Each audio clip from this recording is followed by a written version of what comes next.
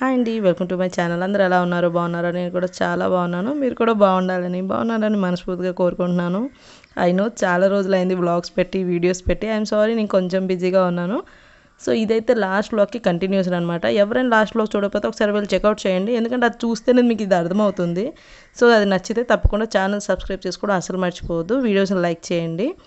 ఇక్కడైతే మేము ఇంటికి వచ్చేటప్పటికి 3:30 or 4 o'clock అలా అయినట్టుంది. ఇంటికి వచ్చేసరికి మామయ్య యమ్మి చికెన్ కర్రీ చేసి పెట్టారనమాట. సో మామయ్య చేసిన చికెన్ కర్రీ కోసం మేము బయట కూడా లంచ్ చేయకుండా ఇంటికి వచ్చాము. 4 o'clockకి లంచ్ చేస్తున్నాను అనమాట. తినే మా యంగ్ మామయ్య మా సరదాగా ఉంటారు. అదనమాట మ్యాటర్. సో మా మామయ్య చేసిన చికెన్ కర్రీ తినేసి త్వరగా ఫ్రెష్ అప్ అయ్యి షాపింగ్కి వెళ్తున్నాం. ఏంటి రాగానే షాపింగ్కి వెళ్తున్నాను అనుకుంటున్నారా?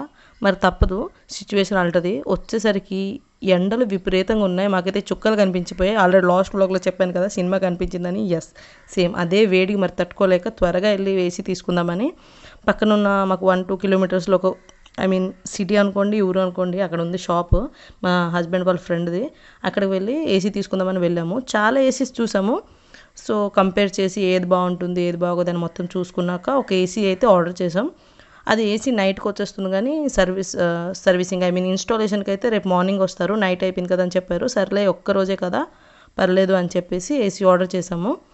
అది ఆర్డర్ చేసుకున్నాక పక్కనే రెస్టారెంట్ ఉంటే సరే ఏదైనా సూప్ అయితే తాగుదామని వెళ్ళాను అనమాట. కొంచెం కోల్డ్గా ఉండే ఆ రోజు.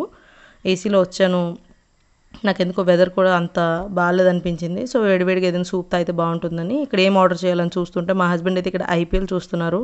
ఎవరైనా అంతే కదా అబ్బాయిలు, ఐపీఎల్ ఉంటే చాలు, క్రికెట్ ఉంటే చాలు. అఫ్కోర్స్ నేను చూస్తాను, బట్ బయటికి వెళ్ళినా చూసినంత పిచ్చేది కాదు. చూస్తాను, అబ్బాయిలు అంత అనుకోండి.